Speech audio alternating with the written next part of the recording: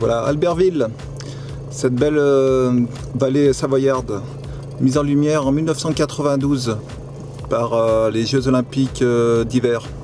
Une vallée assez étonnante, parce qu'il paraît que c'est là où vit le premier champion du monde de trial français. Alors, direction chez Gilles Burriat, et c'est parti!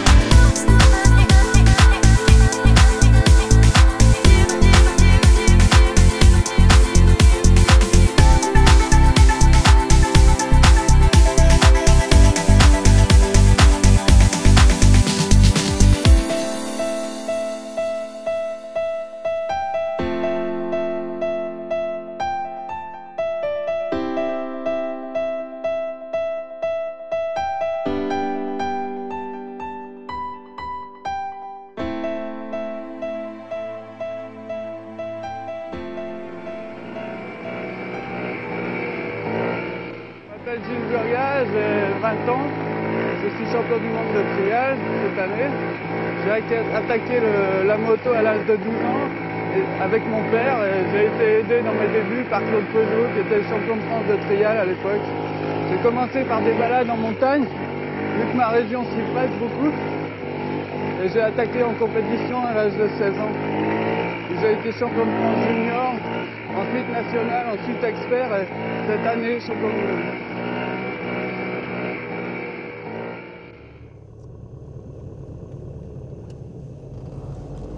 Oula, bah dis donc, mais c'est la campagne où il vit Gilles, hein.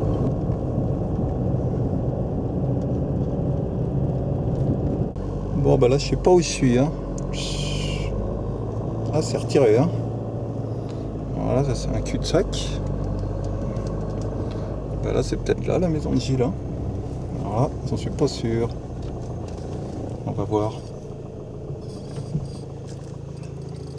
Ah mais si, il est là, Gilles.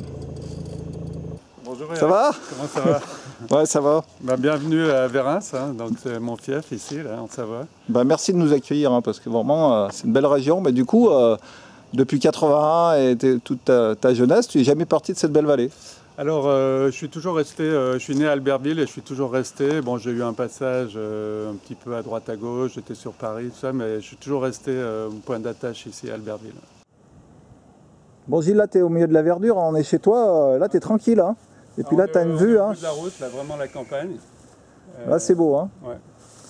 On est là depuis une vingtaine d'années, donc on a la vue sur le Mont Blanc, là, on voit même briller le refuge en fin de journée. Et là, c'est vrai que tu es bien parce que, tu sais, les maisons d'en bas, là, j'ai demandé s'ils connaissaient Gilles Burriat, ils ne connaissaient pas. Ah ouais, donc non, là, vraiment, tu es dans... Le trial, c'est pas très populaire dans le coin. Ouais. Tu es dans ton repère, là. Hein. Voilà. Et là, donc, c'est le Mont Blanc, au fond. Le Mont Blanc, voilà. Ouais, ouais.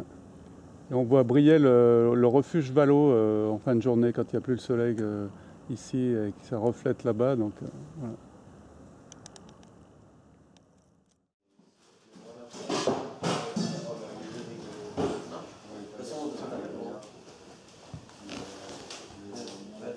Signature du secrétaire de la FIM. Je sais pas si elle s'est effacée ou si elle n'y était pas. Mais... Bon, Gilles, après ce bon repas avec toute ta petite famille, plutôt la grande famille, hein, ouais. Donc tu nous as sorti, mais apparemment c'est pas toi qui l'avais, hein, ton diplôme de champion du monde. Parce que finalement tu gardes pas trop de choses, toi. Non, alors le diplôme, là, vous voyez ici, là, champion du monde, je ne sais pas s'il se voit là, avec le contre-jour. Donc il était dans le séjour chez mes parents. Donc je l'ai sorti, j'ai mis un coup de chiffon parce qu'il y avait pas mal de poussière dessus. Je crois qu'il y a même une signature qui s'est effacée parce que ça commence à dater. Et c'est vrai que bah, j'ai rien gardé de l'époque de mes années trial.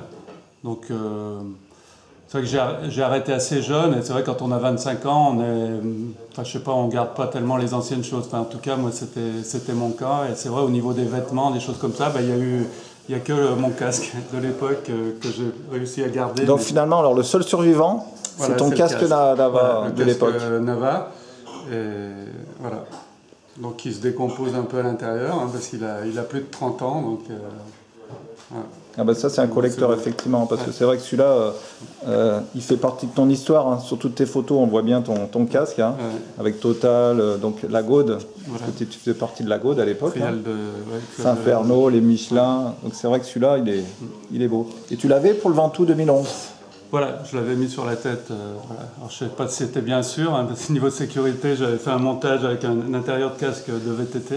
Et ce qu'on voit, c'est que les casques à l'époque, il n'y avait pas des peintres qui faisaient des décos, hein, on collait des autocollants et c'était assez succinct. Et donc, ce n'était pas un casque spécial trial, hein, c'est un casque où on coupait la visière. Enfin, c'était un peu du bricolage. Il était adapté, d'accord. Voilà.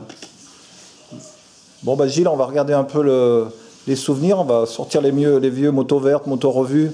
Comme ça va nous faire une ligne directrice. D'accord, avec plaisir. J'ai amené justement de chez mes parents, j'ai sorti dans un vieux placard quelques pressbooks de l'époque, donc on va regarder ensemble parce que je t'avoue que je ne les ai pas ouverts. Voilà. Allez, c'est reparti, hein. On va revenir 30 ans en arrière. Hein. Voilà, d'accord, avec plaisir.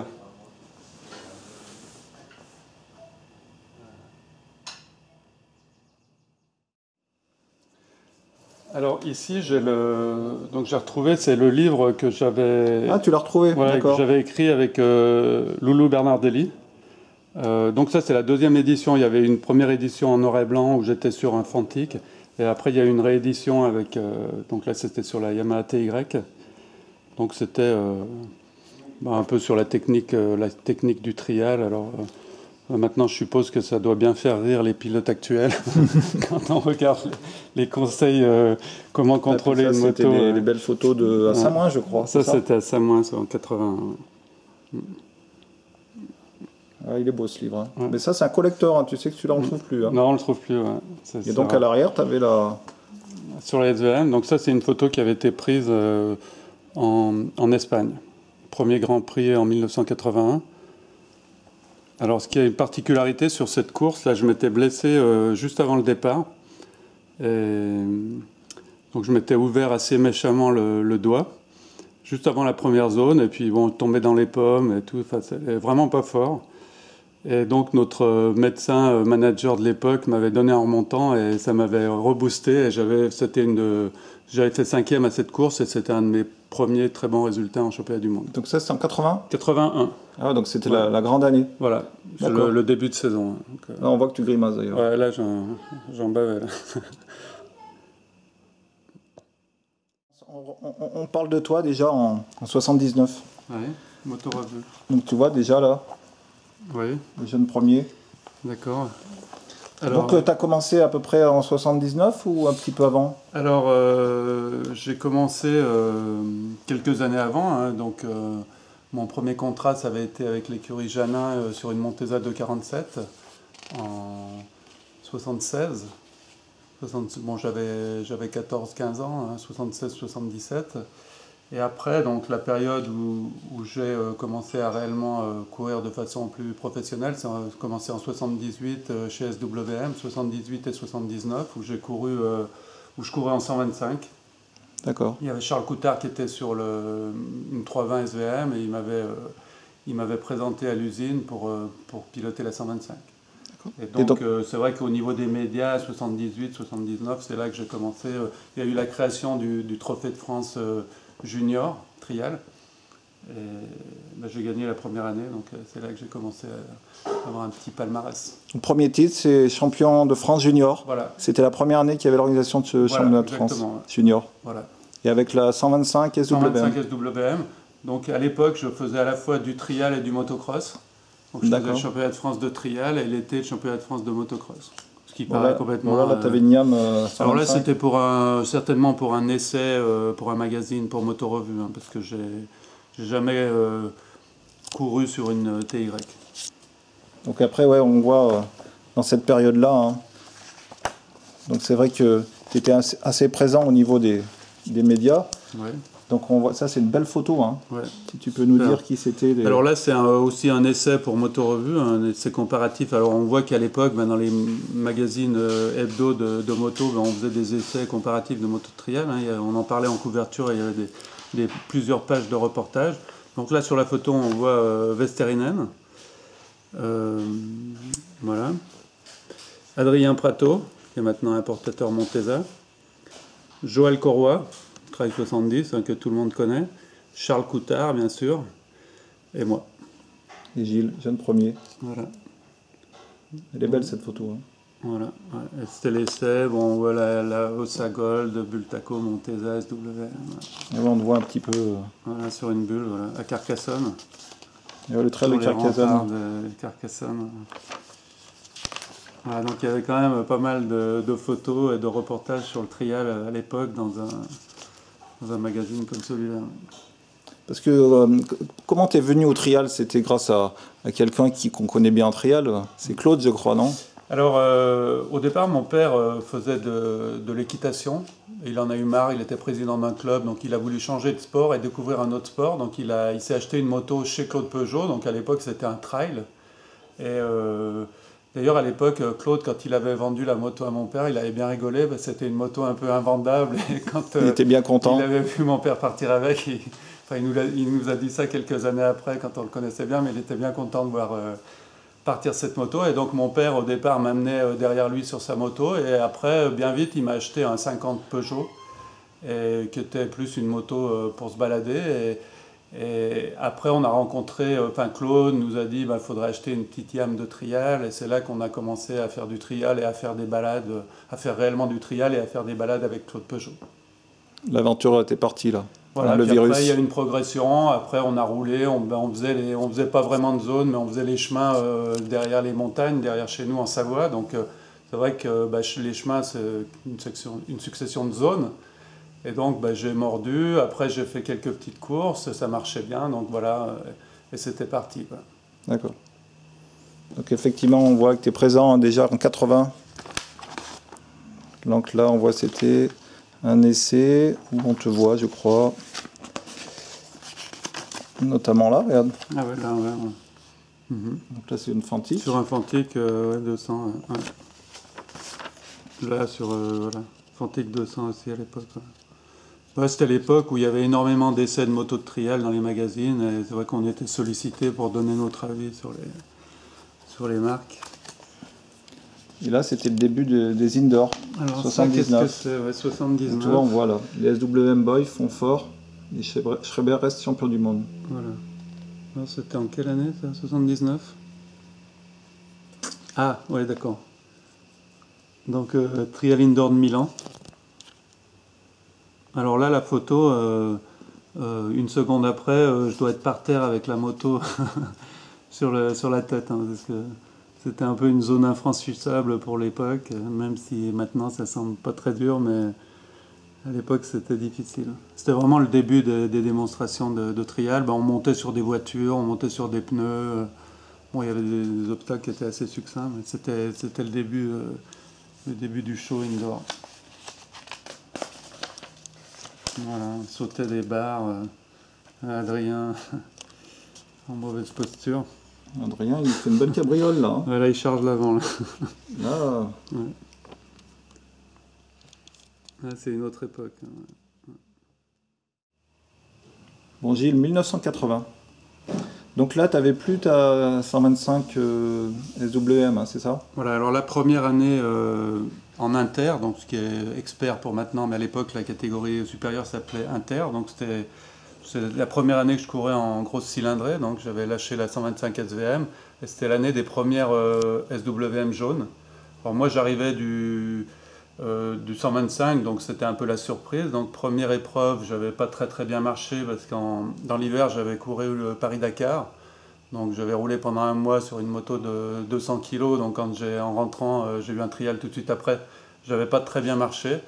Et j'ai eu un déclic juste après, et j'ai enchaîné les victoires. Alors c'était un peu, pour moi, c'était à la fois génial de gagner, mais c'était un petit peu aussi stressant dans la mesure où je battais Charles Coutard, qui était un peu mon mentor, et qui m'avait amené chez SWM. Donc c'était toujours...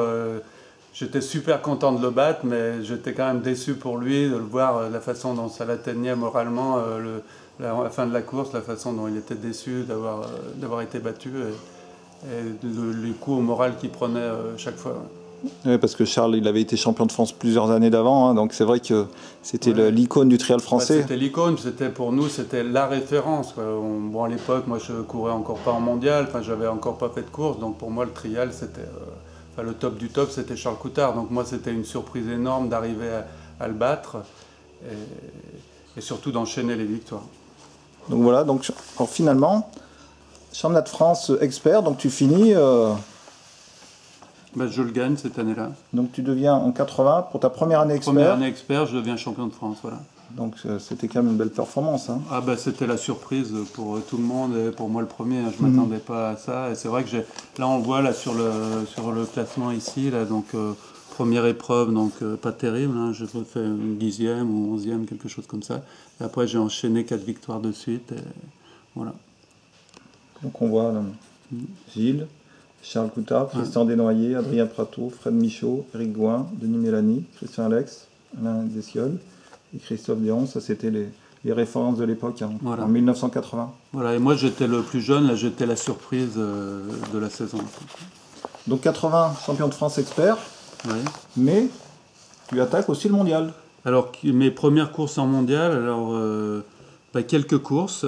Mes premiers points marqués au Grand Prix de France à Saint-Christophe dans la Creuse, où j'avais fait 5e, je crois. Et donc là, on voit Gilles, hein, voilà. Donc qui était entre 12, 13, 14. Voilà, j'avais fini la saison 11e. J'avais marqué quelques points. Au début de l'année, j'avais pas marqué de points, ou j'avais fait quelques courses, mais sans marquer de points, parce que je pense que j'avais pas dû faire Irlande-Angleterre, mais Belgique, Espagne, tout ça, j'avais couru. Et c'était, à l'époque, l'objectif, c'était de rentrer dans les 15 premiers, de marquer un point en championnat du monde. Et c'était pas évident pour moi cette année-là. Et il y a eu un déclic en mondial. J'avais eu en début de saison le déclic en championnat de France, mais j'avais du mal à concrétiser en mondial. Et par exemple, Coutard me battait systématiquement en mondial et moi je le battais en France. Et il y a eu le déclic au Grand Prix de France. Et puis après, j'ai marqué des points toute la fin de saison. Et j'ai beaucoup mieux terminé, que j'ai pris confiance en moi en cours de saison, quoi. Et là, on allait passer à l'année 1981, qu'on va voir maintenant, qui sera l'année de Gilles Burgat. Hein. On va la regarder. D'accord. Allez.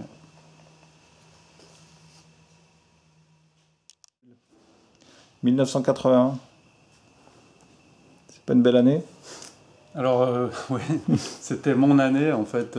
Pareil, ce que j'ai connu en championnat de France en 80, avec la surprise de gagner les courses, j'ai retrouvé la même chose en 81, mais au niveau mondial. Donc, j'ai eu une progression...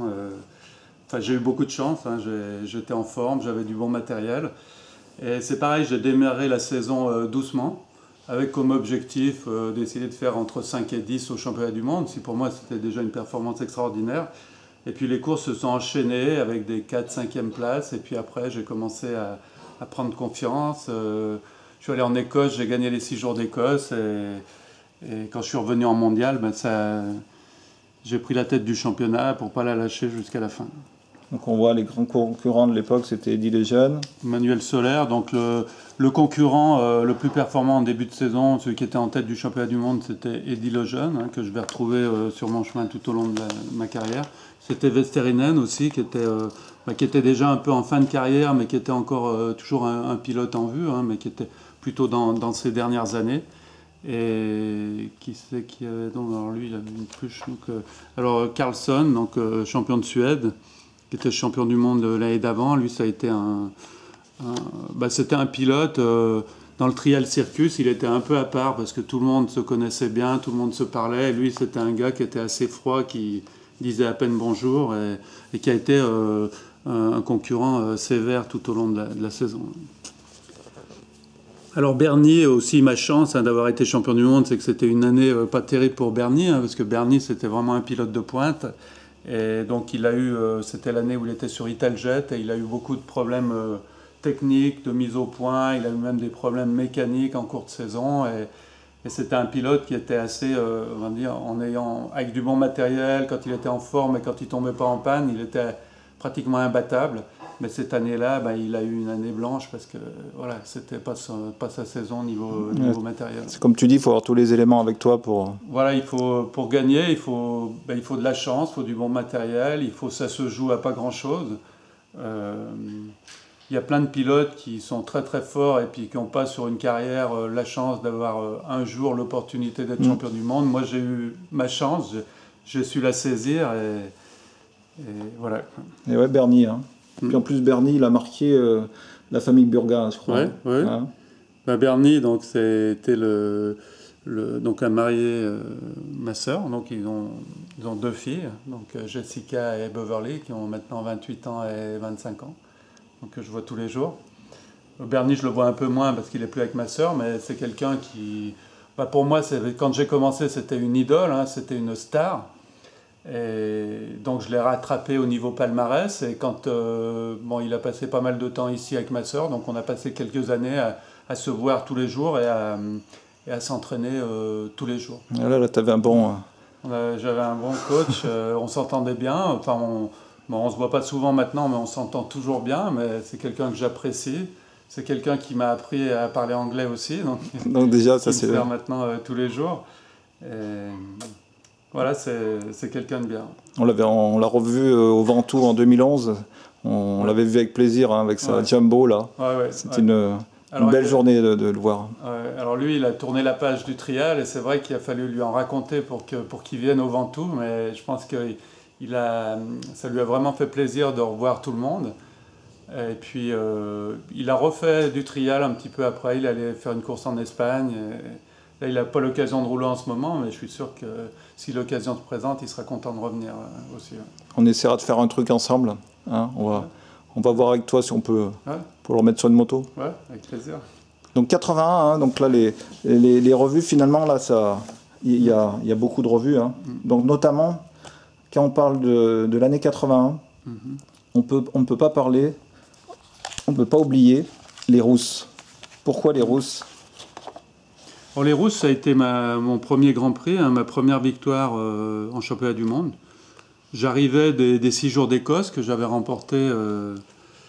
Et donc la semaine d'après, championnat du monde, épreuve française. Donc ça avait été un succès pour moi énorme. Ça avait été un succès populaire aussi, parce qu'il y avait eu énormément de gens qui avaient fait le déplacement, qui étaient venus voir le trial. Donc ça, on a rencontré Serge Vota, qui était l'organisateur. C'est vrai que quand on l'a appelé, qu'on a dit Gilles Burga, ça lui a rappelé de beaux souvenirs. Hein, très bons souvenirs. Alors, Serge avait aussi, il m'accompagnait sur pas mal de courses avec tout un fan club, avec la trompette et tout, et c'était assez sympa. Ils ont fait pas mal de mondial. Là, j'aimerais bien parler de l'époque en trial. Le trial faisait des couvertures de moto-revue ou de moto-journal. C'est-à-dire que, là, ok, c'est mon titre de champion du monde, mais même avant d'être champion du monde, quand je gagnais des grands prix ou quand Thierry Michaud a gagné des grands prix, on était...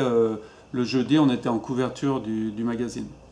Voilà. Maintenant, le mot trial n'est pas souvent prononcé dans ces magazines et c'est bien dommage. Donc là, on voit, là, c'était je crois que c'est la dernière zone des rousses. Les rousses, voilà, un rocher à l'époque. Et là, c'était ta victoire. La victoire, Champagne.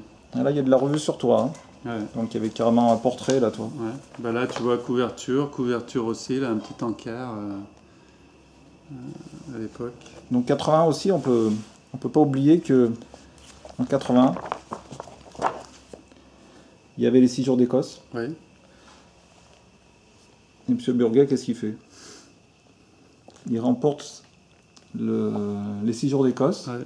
Et on a contacté l'organisation. Ils nous ont dit que c'était toi le plus jeune vainqueur des 6 jours d'Écosse. Ah oui, toujours là. Ouais. Parce que tu avais que 19 ans. J'avais 19 ans. Ouais. Je savais pas que personne m'avait rattrapé à ce niveau-là. Alors moi, c'est une épreuve qui me tient à cœur parce que c'est vrai que j'adorais rouler à l'époque aux 6 jours, donc j'ai gagné. J'ai eu aussi des accidents là-bas, mais ce sont des mauvais souvenirs que je préfère oublier. Mais c'est une épreuve que j'ai retrouvée il y a 3 ans, en 2012, et j'ai couru en 2012, 2013 et 2014. Donc pour moi, c'était un challenge énorme d'y retourner maintenant, au niveau physique, au niveau de la préparation.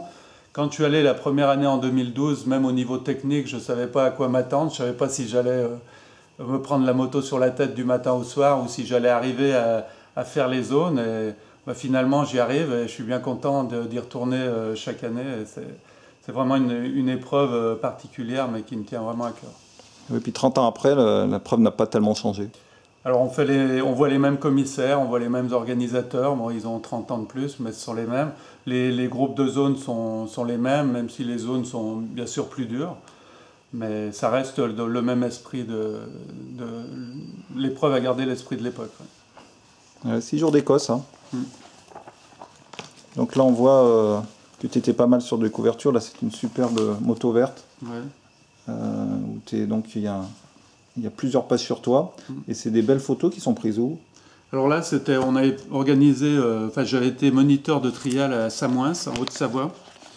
Et donc Philippe Cornu, photographe connu dans le milieu du sport, notamment sport moto de l'époque, avait fait tout un tas de photos sur moi. C'était une journée magnifique, c'était à 2000 mètres d'altitude, il y avait une lumière extraordinaire. Et voilà, on a fait des photos splendides. Et puis le site est superbe. Voilà. Technique de pilotage. Alors c'était à l'époque où quand on faisait un virage, on avait les 2 roues par terre. Ouais. On déplaçait ni l'avant ni l'arrière de la moto. Donc là, c'était les épaules parallèles au guidon. Voilà, il fallait suivre le guidon. Il faut sortir le genou extérieur, on m'avait appris comme ça. Voilà, c'est ça, ouais. Donc c'est comme ça qu'on faisait à l'époque, pour les jeunes de maintenant. Donc 80, tu finis champion du monde. Hein. Ouais. Donc c'est les gros titres avec plusieurs pilotes français qui étaient... Ouais. Donc ça, bravo. Hein. Merci. Et en championnat de France, ce qu'il faut savoir, c'est que... Je crois que Coutard avait changé n'était plus les Oubléum, c'est ça, non? Alors, il était passé chez Montesa, oui. Ouais. Alors, je me souviens, en cours d'année, non, c'était? Ou je me souviens plus, non, c'était au début de saison. C'était fin de l'année de fin d'année 80, voilà, il est passé chez Montesa. Malheureusement, Coutard, Charles, il avait, comme je le battais et que j'étais dans la même équipe que lui, il avait besoin d'un nouveau challenge. Donc je l'avais plus à mes côtés, je l'avais comme concurrent, une marque concurrente. Donc ce passage chez Montesa, ça a quand même relancé sa carrière parce qu'il a très bien roulé. Il a bien roulé en 80 en mondial et il a bien roulé en championnat de France et on a bataillé toute l'année et le titre s'est joué dans la dernière épreuve. Donc c'était... Pour lui, c'était... Donc c'était la grosse bagarre championnat de France expert. Voilà. Gilles Burga et Charles Coutard. Ouais. Et notamment, tout s'est joué. Donc là, on revoit bien. Hein. À la Toussuire, voilà. À la Toussuire, la célèbre finale. Voilà. Donc là, on voit que tu as pris l'ascendant sur Charles. Ouais. Donc des superbes zones à Toussuire aussi. Ouais, c'était fantastique. Bon, c'était plus un ascendant moral que technique, parce que Charles avait un peu craqué lors de la dernière épreuve. Et voilà, j'avais remporté le titre. Voilà. Donc là, on voit, c'était... C'est Thierry, ça. C'est les débuts de Thierry, qui était champion de France en senior national. Donc pour la petite anecdote, là, tu sais qui c'est, ça? C'est toi? Non? T'as changé. Incroyable, hein. Donc pour la... Tu faisais quoi, là? Tu allais te balader à pied ou tu roulais en moto à l'époque? C'était un peu ça, parce que c'était mon premier championnat de France. J'avais une Montesa 348, 349. Ouais. Et j'étais venu à la Toussuire avec mes collègues Gontard, Artignan. Ouais. Et bon, c'est vrai que toute la journée, j'ai pris la moto sur la tête. Mais je me rappelle très bien de toi et de Thierry. Et on te voit dans le classement? Non, j'étais aux profondeurs.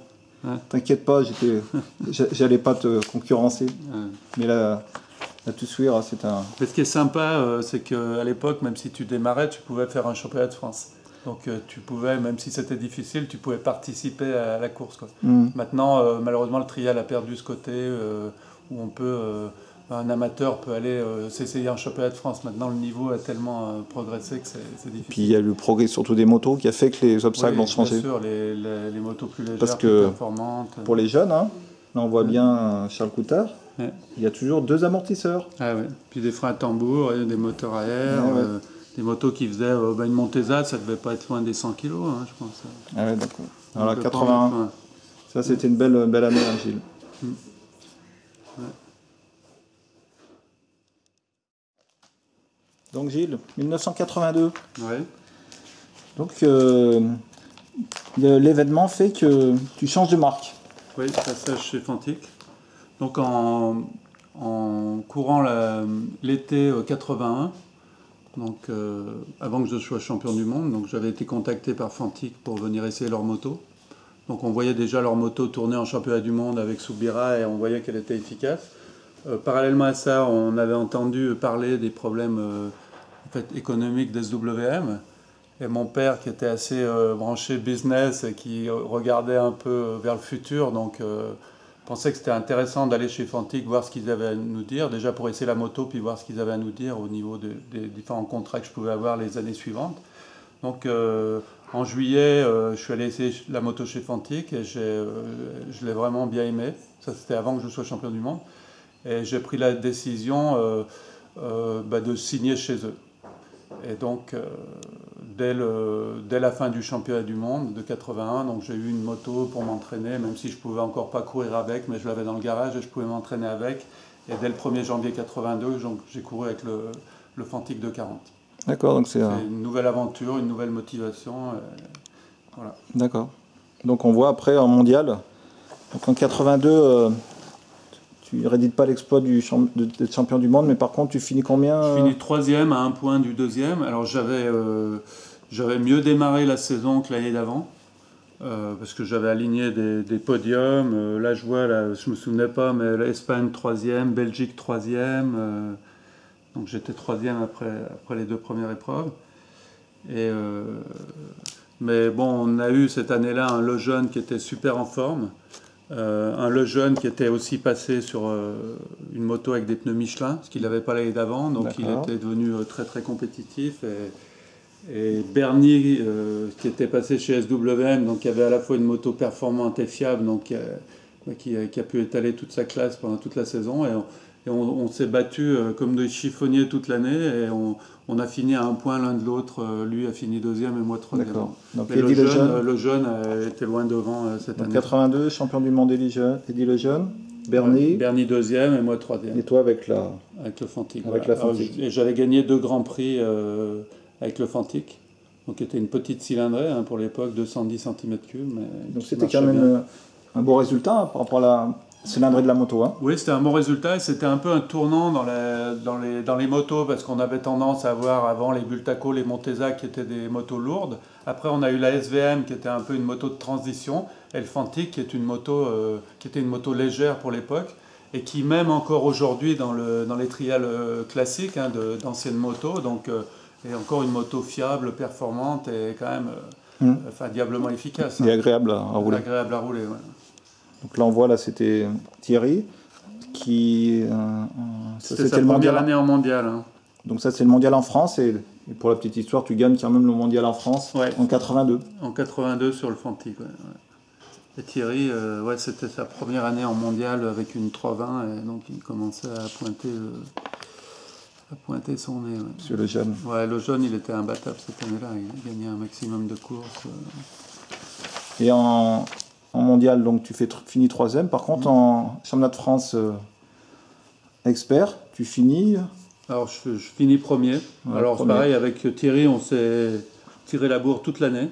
Et ça s'est joué à peu de points. Je me souviens qu'à chaque course, un coup il était devant moi, un coup c'était lui, un coup c'était moi. Mais ça se jouait toujours à très peu de points. Voilà, par exemple, 1 point. Quand je fais 43 points, il en fait 44. Donc, c'est vraiment serré. On voit Charles Coutard qui était à 63 points, qui était assez loin derrière. On s'est vraiment battu toute la saison. Et là, c'était le début de la montée en puissance de Thierry Michaud. Thierry, voilà. Bon, faut voir, il arrivait du 125. Il était en pleine bourre. Et bon, on a vu par la suite que c'était un super pilote et difficile à battre parce que très, très, très accrocheur. Bon pilote et très, très accrocheur. Le vrai compétiteur. Vraiment une volonté de faire, quoi. Voilà, des belles années là aussi, Thierry. Ouais.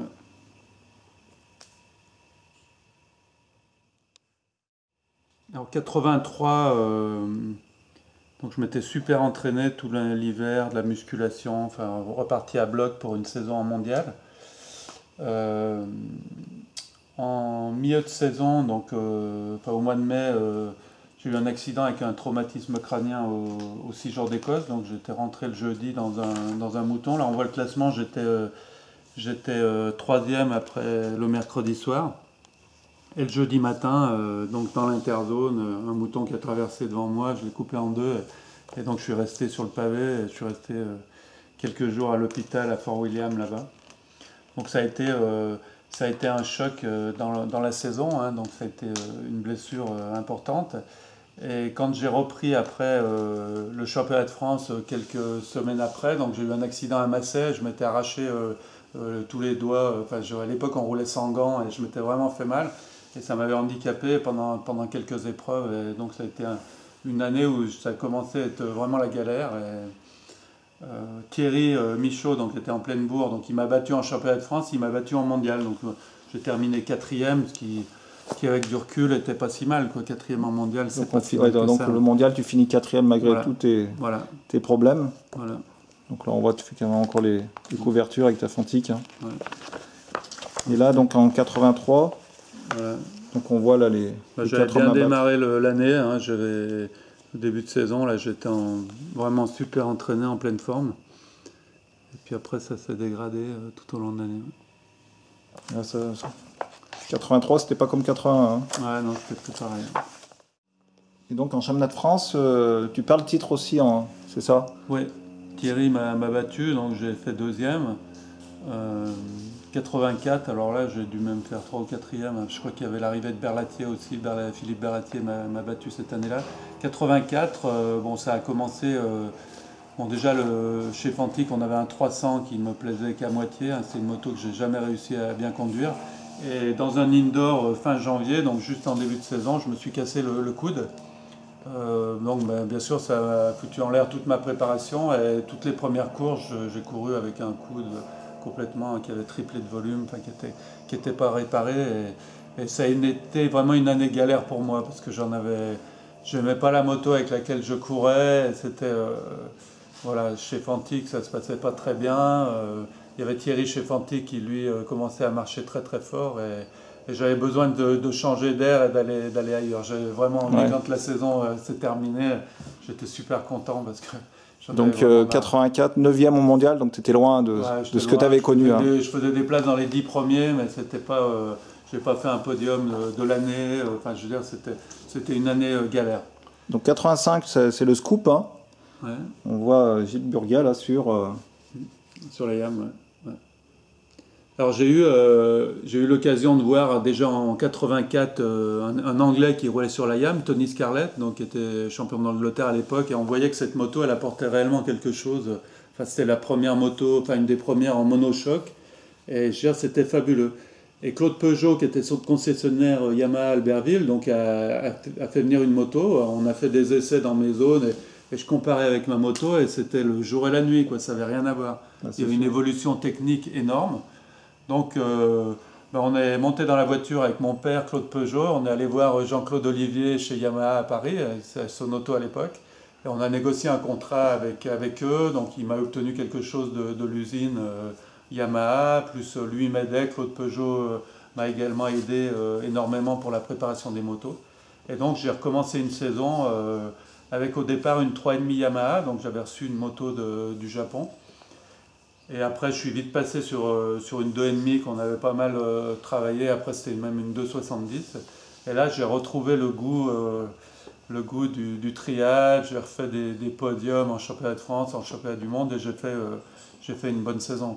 Oui, parce que tu finis 4e. 4e du mondial, voilà. Donc là, tu revenais proche du podium. Donc là, c'était motivant. Voilà. Hein. C'était motivant. J'ai fait des podiums dans l'année. Voilà, c'était une saison vraiment plaisante.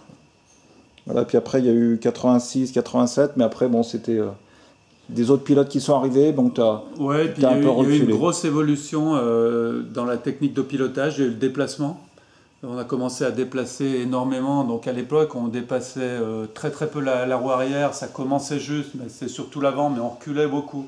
Et moi c'est un pilotage, moi j'ai toujours roulé vite dans les zones, contrairement à d'autres pilotes de mon époque, par exemple...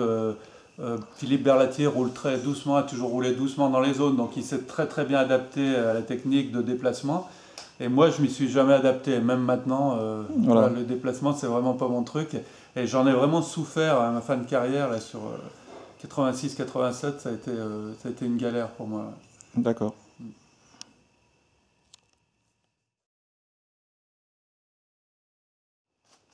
Bon, Gilles, on a un petit cadeau pour toi.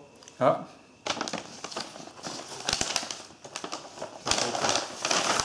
Oh bah dis donc, casquette Michelin, super. Donc c'est une casquette quoi? Michelin, voilà. Donc bien sûr, on ne peut pas parler de Gilles Burga et de ces fameux Michelin de 1980 qui avaient marqué l'arrivée de ces Michelin qui ont révolutionné le trial. Hein. Et souvent on te pose la question, parce qu'il y a des jeunes n'avaient pas les Michelin, est-ce qu'il aurait été champion du monde? Donc on ne va pas te poser la question parce qu'on te l'a posé suffisamment. On a retrouvé une interview, dit les jeunes, qui parle de ces Michelin. Toi, on lui demande s'il aurait été champion du monde avec les Michelin. Donc il dit finalement, tu vois, Gilles a été champion du monde et c'est bien.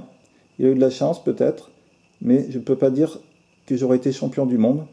En revanche, j'aurais été certain d'être deuxième. Donc lui-même, il doutait qu'il aurait été champion du monde parce que, comme tu disais, toi, tu avais tout dans cette année. Hein. Voilà. Alors c'est vrai que, bon, indéniablement, on a eu, à partir du milieu de saison, un avantage avec les Michelin. Je ne pense pas que c'était le cas en début de saison. Parce que Dunlop, ils couraient sur Dunlop et ils avaient des pneus adaptés pour le froid, alors que les Michelin étaient assez... les Michelin ont progressé en cours d'année. Et lui, il a voulu rouler sur Michelin à son époque, c'était un choix, hein, c'était son sponsor de l'époque. Sur Dunlop. Sur Dunlop, pardon, bon, il avait un excellent package, mais après, c'est vrai qu'en 81, on avait des pneus qui n'avaient rien à voir, hein, je veux dire, enfin, on le voit même encore aujourd'hui, Michelin a un cran d'avance. Hein. Maintenant, c'est vrai que, comme je disais tout à l'heure, être champion du monde, il faut tout avoir. Il faut avoir la bonne moto, il faut avoir les bons pneus, il faut avoir la chance. C'est vrai que moi, cette année-là, j'avais tout. Après, bon, je pense que Eddy a fait... Bon, on a vu qu'il était très fort hein, les années suivantes, même cette année-là, mais les années suivantes, on a vu que quand lui avait un bon package, il était imbattable. Donc, il n'y a pas de photo à ce niveau-là. Hein. Donc, on a trouvé un truc pas mal, là, toi, au niveau du Michelin. Donc, ça, c'était... le Michelin de 80, hein. Donc on voit le bibendum et puis champion du monde de trial, hein, Gilles Burga. Donc ça c'est marrant. Et on retrouve le Michelin, toi, la pub de Michelin, en 2014, avec Tony Bou, hein, bien sûr, le roi. Hein. Toujours sur et Michelin. De 81 à 2014, toi, le Michelin, il est toujours en tête. Premier, Incroyable. Alors, hein. Nous, à l'époque, il y avait énormément de développement. Donc, j'étais vraiment pas le pilote numéro 1 pour le développement. C'était Charles Coutard, c'était Manuel Soler, c'était Vesterinen. Donc, eux ont fait énormément d'essais avec Michelin, déjà depuis un ou 2 ans avant, dans les années, fin des années 70. Et donc, à chaque course, on avait des pneus un petit peu différents et on devait faire des choix. C'est-à-dire que on devait regarder si le terrain allait s'il allait faire chaud, s'il allait un peu comme en moto de vitesse maintenant, donc différents types de pneus. Et après, il fallait pas se rater. Il y a certaines courses où des pilotes Michelin n'avaient pas un super pneu parce qu'ils n'avaient pas fait le bon choix. Donc c'est vrai que moi j'avais un technicien aussi qui s'appelait M. Chattard à l'époque chez Michelin et qui m'a toujours bien conseillé. Et que c'est vrai que le fait qu'un Français soit champion du monde, pour eux c'était un plus quoi. Alors donc c'est vrai que j'étais très bien conseillé par ce technicien parce que clairement j'étais jeune, voilà, ils avaient envie, j'étais français, ils avaient envie que ce soit moi le champion du monde. Ça c'était une aide précieuse. Les Michelin. Hein. Ouais. C'est beau, hein, 80, 2014. Ouais. Et il y a eu une pub il y a 1 an ou 2 que j'ai vu avec Tony Bou et une photo de moi sur SVF, donc où il disait championnat du monde depuis tant d'années. Voilà. D'accord. Michelin. Merci pour la casquette.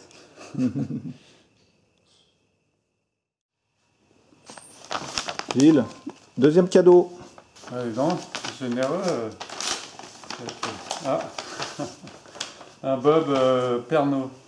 Dis donc, et il est tout neuf en plus. Écurie. Tu sais que ça c'est un collector parce que c'est très difficile à trouver. Ouais. Alors normalement il y avait un petit bonhomme de trial. Ouais. Il y avait eu des Bob avec la moto de trial. Ouais.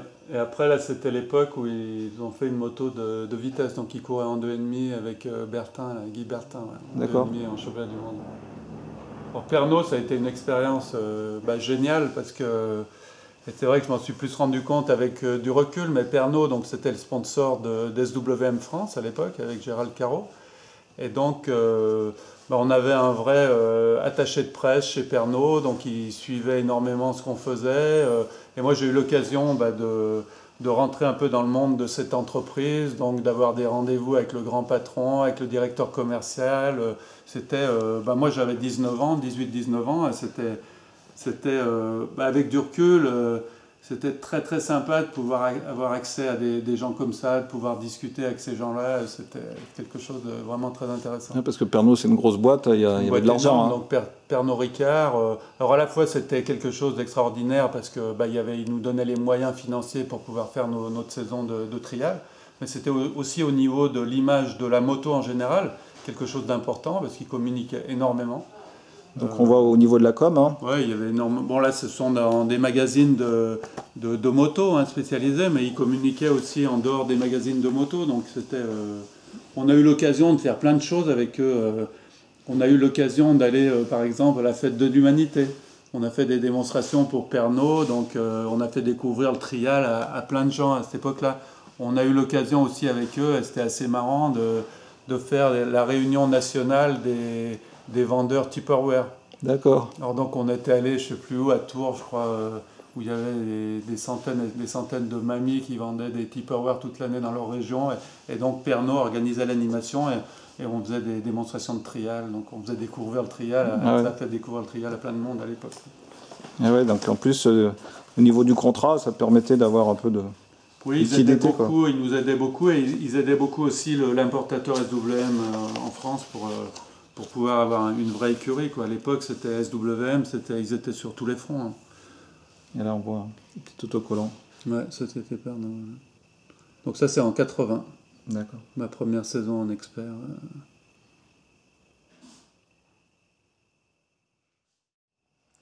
Bon, Gilles, il y a quelqu'un qui nous a bien aidé. C'est Eric Kitchen. Ouais. C'est un Anglais. Je crois qu'il a plus de 80 ans. C'est la mémoire du trial en Angleterre. Hein. Je crois qu'il a 40 ans de 6 jours d'Écosse en photographie.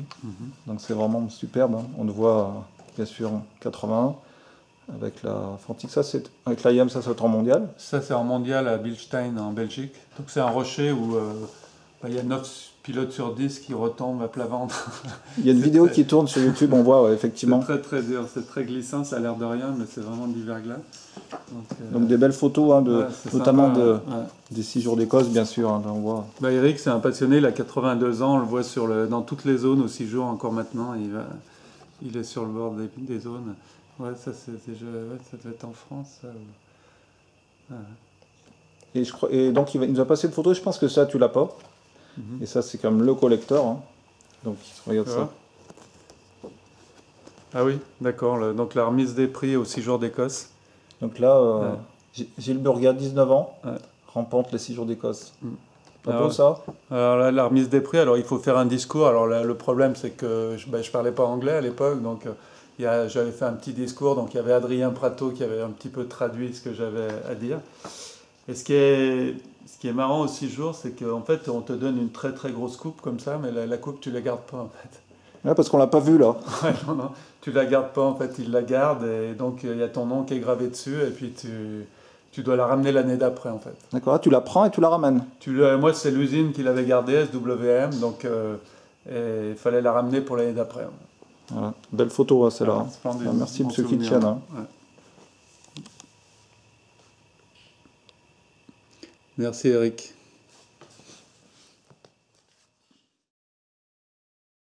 On a contacté Christian Desnoyers. Ouais. Donc tout de suite, il nous a renvoyé des photos, Christian. Donc on voit Christian Desnoyers. Hein. Donc il avait été champion de France expert, je crois. Hein. C'est ça, en 79 ouais. Avec Gilles Burgat. Donc là, on voit c'est une belle photo. Puis après, il nous a ressorti des photos un peu collector, non? Ouais. Donc ça, c'était l'épopée SWM.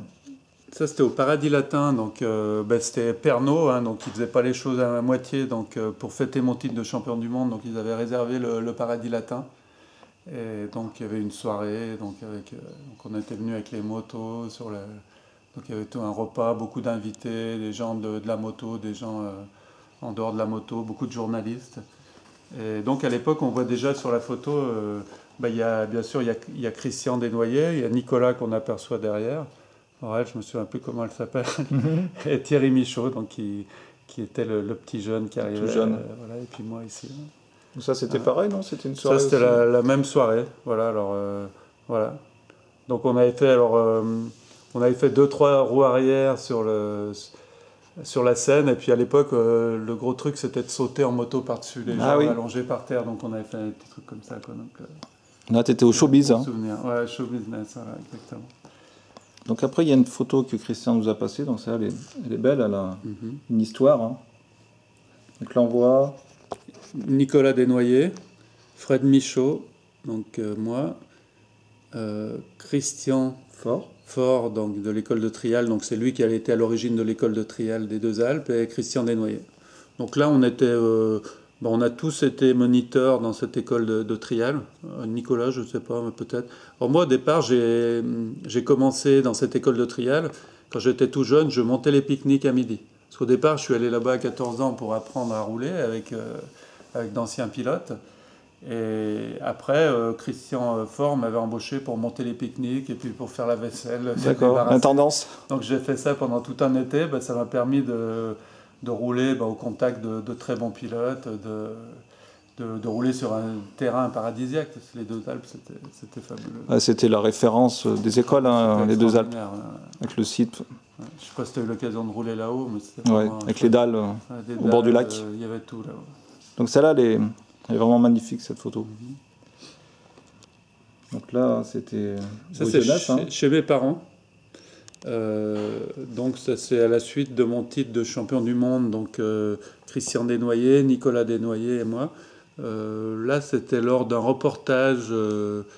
Alors à l'époque, je ne sais pas si c'est toujours comme ça, mais bon, j'ai eu des reportages dans différentes télés. Et il s'installait 3-4 jours pour filmer, pour ressortir 5 minutes. Donc... voilà, et donc il y a un peu de mise en scène. C'est vraiment une belle image. Hein. Ce sont de bons souvenirs, hein, c'est génial. Ah, Gilles, là, c'est toute ta jeunesse. Hein. Ah, 19 ans, là. Ouais. Donc là, le camping-car. Ouais. Et on voit Pierre et Odette. Voilà, mes parents.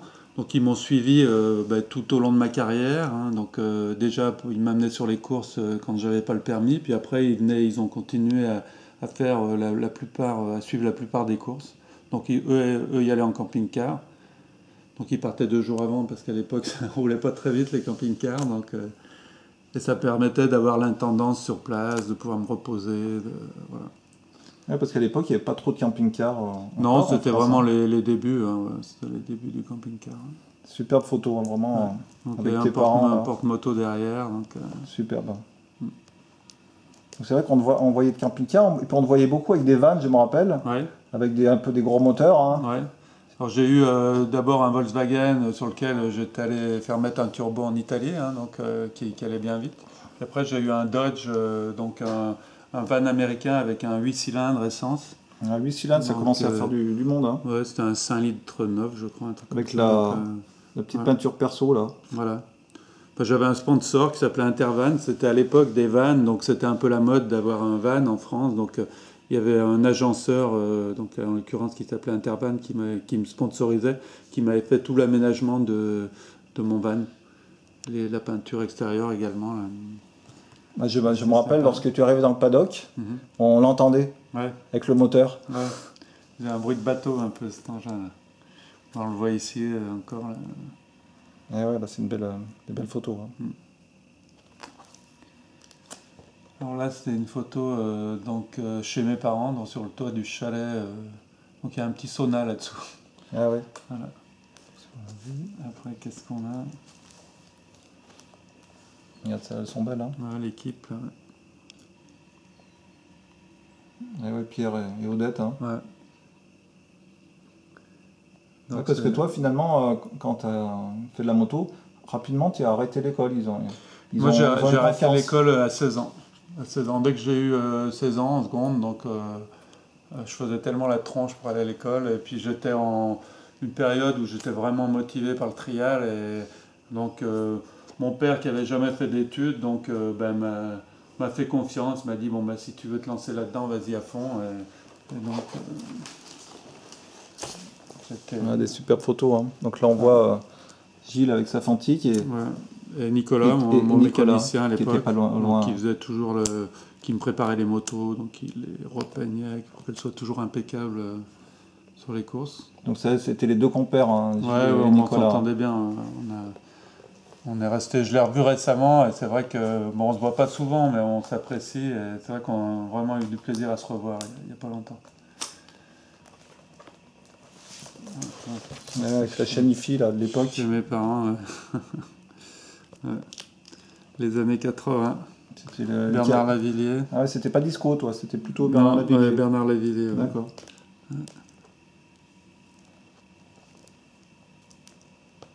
Ah, donc là où là, c'est comme tu disais, c'était l'époque où on aimait bien sauter les passages. Quand on faisait des démonstrations de trial, on sautait par-dessus les gens, et puis là, je fais exprès de rouler sur le ventre de mon père. Ah, bravo. Pierre, Alors, marrant aussi, là, dans ces photos, on roulait sans casque. À l'époque, on s'entraînait tous sans casque. Et j'ai une anecdote, une fois, on s'entraînait à Albertville avec Charles Coutard, donc il vient s'entraîner, donc on part dans mes zones, donc on s'entraîne, et moi je me retourne, je tombe sur la tête et je tombe dans les pommes. Et donc je reste allongé 10 minutes par terre, et Charles, il était autour, il ne savait pas quoi faire, donc quand je me suis réveillé, il était en train de construire un brancard avec des branches pour me redescendre jusqu'à la voiture. Mais c'est vrai que souvent on vous voit sans casque. Toujours, hein. Je ne sais pas pourquoi, mais on s'entraînait sans casque à l'époque. Photo sympa, sur Fantique. Superbe. Bon, Gilles Burga et Fred Michaud. Donc vous étiez très proches, Gilles, hein, c'est ça? Ouais, avec Fred, on s'est connus très jeunes. Hein. On avait 14-15 ans. Et on a passé plusieurs étés ensemble à l'époque. On a déjà couru dans le même team sur Montesa quand on avait 14-15 ans. Et c'est vrai que jusqu'à maintenant, il était là encore le week-end dernier. Donc c'est vrai qu'on ne s'est pas vu régulièrement parce qu'on n'habite pas à côté. Mais c'est vrai qu'à chaque fois qu'on se revoit, on s'entend super bien. On a beaucoup de plaisir à se revoir. Et c'est vrai qu'on avait une très très bonne complicité quand on courait ensemble. On n'a jamais été vraiment concurrents l'un contre l'autre parce qu'on avait un petit décalage d'âge, il était toujours une catégorie au-dessus. Puis après, quand je suis arrivé en mondial, lui il était sur Rossa, donc ça allait un peu moins bien, il a eu une année un peu difficile. Il a fait son service militaire, donc on n'a pas été en concurrence directe. Puis après, il a beaucoup aidé son frère, donc voilà, mais c'est un gars super que j'apprécie beaucoup. Donc le week-end prochain, donc il y a la rencontre, hein. Ouais. Donc Gilles Burga. Fred Michaud, Christian Desnoyers, qui repart comme aux belles années, hein, au Ventoux, c'est ça? Voilà, avec Jean-Louis Bernardelli comme manager de l'époque, hein, de l'équipe. Donc on a monté une équipe des champions de France 1978. Donc on était tous les 3 champions de France cette année-là, dans les 3 catégories différentes. On ne s'est pas beaucoup entraîné, mais on s'est entraîné une fois ensemble au mois de juin en Ardèche, pour reprendre un peu nos marques. Alors, Fred va être sur un Fantique, Christian sur une Honda 4 temps et moi sur une SWM. Donc, je pense qu'on va surtout là-bas pour s'amuser. On va courir dans les zones les plus dures, mais on va vraiment là-bas pour se faire plaisir. Et puis, on verra bien quel sera le résultat. Bon, écoute, est-ce qu'on peut te suivre, toi et puis toute ton équipe? Ouais, avec plaisir. Bon, on écoute. Des images, donc écoute, c'est parti, alors on te suit. Hein. D'accord, à la semaine prochaine alors.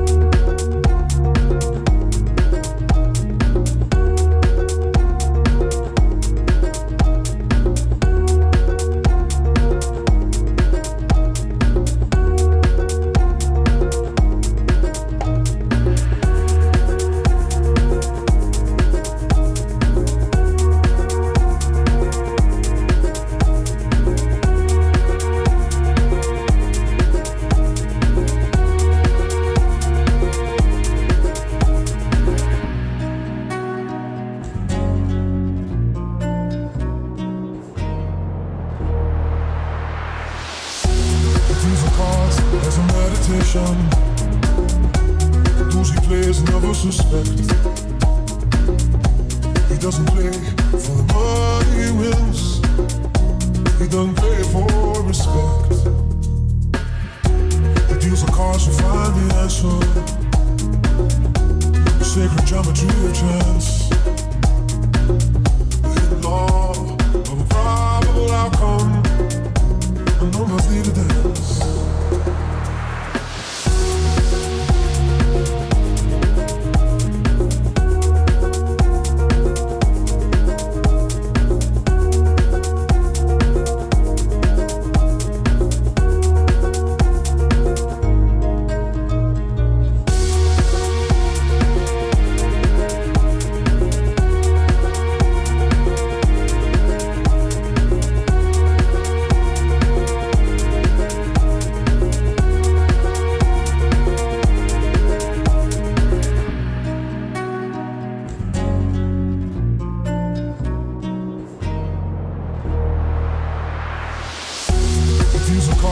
As a meditation, those he plays never suspect.